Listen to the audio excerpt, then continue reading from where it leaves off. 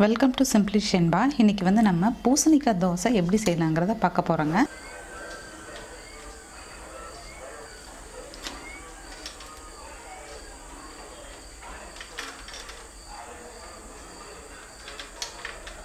பார்த்திங்கன்னா ஒரு 1/4 கிலோ ஒரு 10 ரூபாய்க்கு வாங்கினீங்கன்னா இவ்வளோ கிடைக்குங்க. போதுமானது இது நமக்கு ஒரு நாளைக்கு தோசை ஊற்றுறதுக்கு. வெள்ளை பூசணி கட் பண்ணி வச்சுருக்க சின்ன சின்னதாக. அதுக்கப்புறம் இது கூட சேர்த்து அரைக்கிறதுக்கு பார்த்திங்கன்னா பச்சரிசி வந்து இந்த டம்ளரில் பார்த்திங்கன்னா 1.25 டம்ளர் எடுத்திருக்கேன். உளுந்து வந்து நமக்கு அதிகமாக தேவைப்படாது, ஏன்னா பச்சரிசி எடுத்திருக்கோம். இந்த காயிலையும் பார்த்திங்கன்னா நல்லா சாஃப்டாக கிடைக்கும். அதனால் வந்து ஒரு 2 ஸ்பூன் போட்டிங்கன்னா போதும். இதில் ஊற வச்சுருக்கேன் பாருங்கள். இது வந்து பச்சரிசிங்கிறனால சீக்கிரமாக ஊறிடும். நான் வந்து ஒரு 1 மணி நேரம் தான் வச்சேன். உளுந்து ஒரு 2 ஸ்பூன் கூடவே தான் போட்டு ஊற வச்சுருக்கேன். இப்போ ஃபஸ்ட்டு பார்த்திங்கன்னா நம்ம ஜாரில் போட்டு பூசணிக்காவை வந்து ஃபஸ்ட்டு நம்ம அரைச்சி எடுத்துக்கலாம். அதிகமாக இருந்ததுன்னா நீங்கள் வந்து கிரைண்டரில் போட்டு அரைக்கலாம். இது வந்து நான் கொஞ்சமாக தான் இருக்கிறனால நான் ஜார்லேயே போட்டு அரைக்கிறேன். ஃபஸ்ட்டு வந்து இப்போ நம்ம அரிசியை போட்டு அரைச்சி எடுத்துக்கலாங்க. அதுக்கப்புறம் காயை கூட போட்டுக்கலாம்.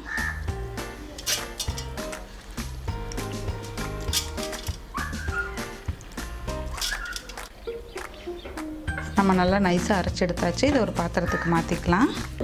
இப்போ அடுத்தது பார்த்திங்கன்னா அதே ஜாரில் நம்ம வந்து பூசணிக்காயை வந்து போட்டு அரைச்சி எடுத்துக்கலாம். தண்ணியெல்லாம் ஊற்ற வேண்டாங்க, ஏன்னா இதுலேயே வந்து நீர் நிறைய இருக்குது.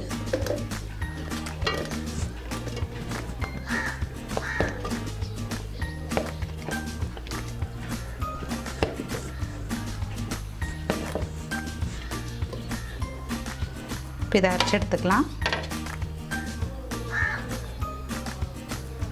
பாருங்கள், பூசணிக்காவும் நல்லா நைஸாக அரைச்சி எடுத்தாச்சு. நம்ம தண்ணியே ஊற்றலை, அதுலேயே எவ்வளோ நீர் விட்டுருக்குன்னு. இப்போ இதை வந்து நம்ம பாத்திரத்துக்கு மாற்றிக்கலாம்.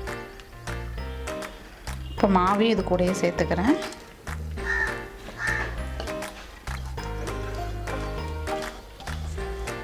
இப்போ மாவையும் பூசணிக்காவையும் நல்லா கரண்டி போட்டு நல்லா கலந்து விட்டுடுங்க.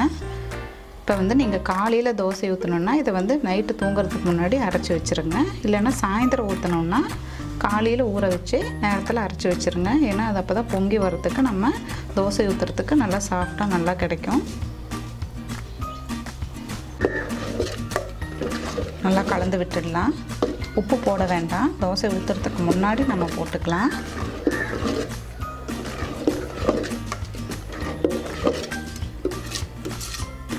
நல்லா கலந்து வச்சுங்க. இதை வந்து நம்ம மூடி வச்சிடலாம். நம்ம மூடி வச்சிடலாம். நான் வந்து காலையில் ஆட்டி வச்சுருக்கேன். நம்ம வந்து சாயந்தரம் தோசை ஊற்றிக்கலாம்.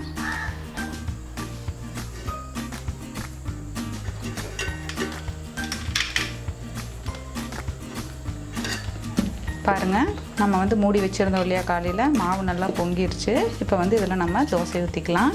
இதில் வந்து நான் உப்பு போடலை இல்லையா, இப்போ இதில் உப்பு போட்டு கலக்கிக்கலாம். நம்ம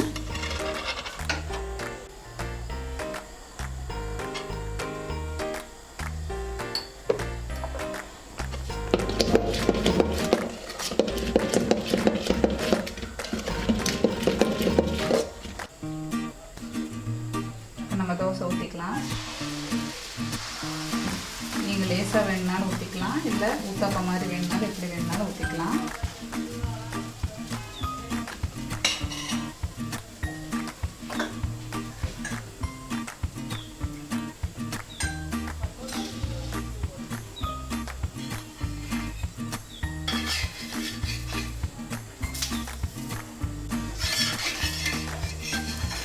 இப்போ நம்ம திருப்பி போட்டுக்கலாம். இப்போ நீங்கள் மூடி வச்சுருந்தீங்கன்னா நம்ம திருப்பி போடாமல் அப்படியே எடுத்துக்கலாம். நான் வந்து மூடி வைக்கல, திருப்பி போட்டு எடுத்துக்கலாம்.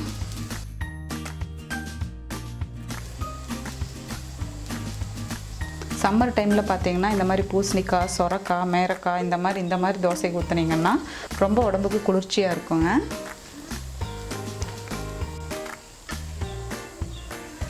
நம்ம தோசை எடுத்துக்கலாம். அடுத்தது பார்த்திங்கன்னா நம்ம வெங்காய தோசை போட்டு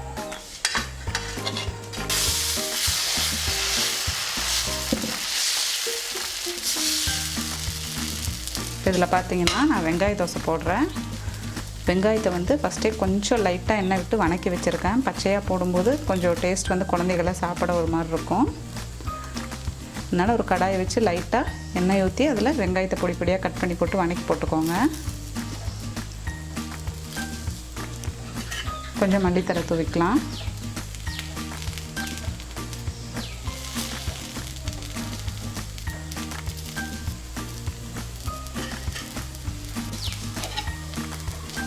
குழந்தைகள்லாம் பார்த்திங்கன்னா சில குழந்தைங்க பூசணிக்காய், சொரக்காய், இந்த மாதிரி மேரக்காய் இதெல்லாம் எடுத்துக்காதுங்க. அந்த மாதிரி குழந்தைகளுக்குலாம் இந்த மாதிரி தோசையில் மிக்ஸ் பண்ணி கொடுங்க. சம்மர் டைமில் நல்லா குளிர்ச்சி கொடுக்கும் உடம்புக்கு.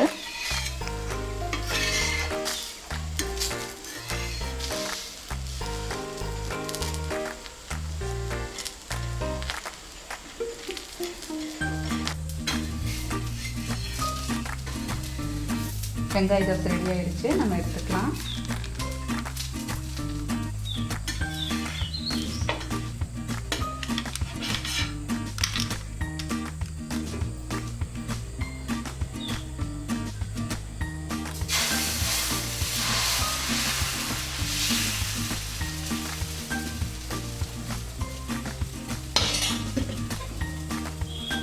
இப்போ இதில் பார்த்திங்கன்னா நம்ம கேரட் போட்டுக்கலாம். துருவின கேரட். அதே மாதிரி தான் கொஞ்சம் கடாயில் எண்ணெய் விட்டு லைட்டாக கடுகும் கருவேப்பிலையும் கேரட்டும் போட்டு வணக்கி எடுத்துருக்கேன்.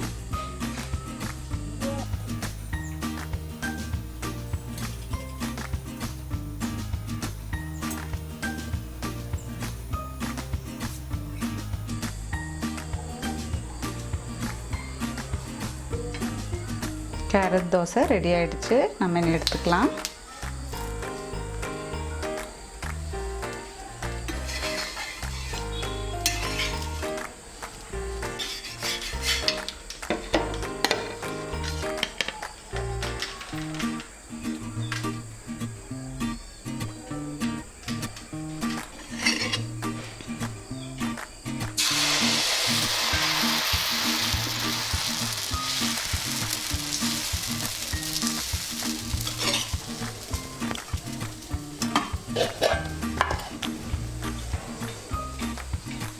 அடுத்தது பார்த்திங்கன்னா பீட்ரூட் அதே மாதிரி தான் துருவிட்டு ஒரு கடாயில் எண்ணெய் விட்டு கடுகு கருவேப்பிலை பீட்ரூட் போட்டு லைட்டாக வணக்கிடுங்க. போதும் ஒரு 2 நிமிஷம்.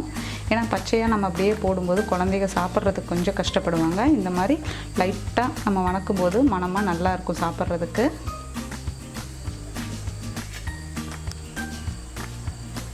இது வணக்கும் போது பார்த்திங்கன்னா தேங்காய் எண்ணெய் ஊற்றிக்கோங்க, அது இன்னும் நல்லா மணமாக இருக்கும்.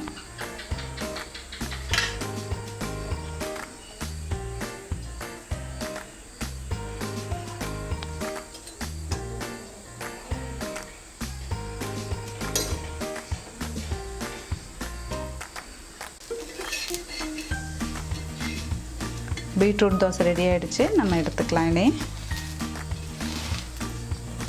இந்த மாதிரி டிஃப்ரெண்ட்டான தோசையை நீங்களும் ட்ரை பண்ணி பார்த்துட்டு கமெண்ட் பண்ணுங்கள், லைக் பண்ணுங்கள், ஷேர் பண்ணுங்கள். சிம்பிளி ஷென்பா சேனலை சப்ஸ்கிரைப் பண்ணாதவங்க சப்ஸ்கிரைப் பண்ணிடுங்க.